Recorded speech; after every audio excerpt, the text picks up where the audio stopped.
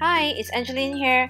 I have a brand new crafty video with Unity stamp, and today I'm gonna show you how I made this metallic sunburst using some Tonic Studio Nuo mousse paste.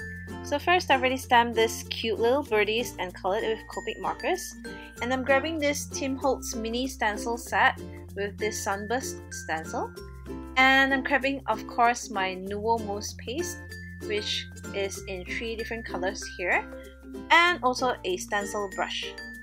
So I'm placing the stencil onto my card where I want the sunburst to be, and securing it onto my mat with some washi tape. And then I'm grabbing the stencil brush and dabbing it into my Nuo mousse paste, which is the lilac lavender color, and then moving on to the cornflower blue, and finally the aquamarine color. So this Nuo mousse paste is really creamy, and it also dries fairly instantly once you applied it down, so you don't have to wait hours and hours for it to dry. So once you're satisfied with it, remove the stencil and ta-da! Your very own metallic sunburst. So here's how my finished card looks like. I hope you enjoyed this technique and do try it out for yourself. Thanks for watching. Bye!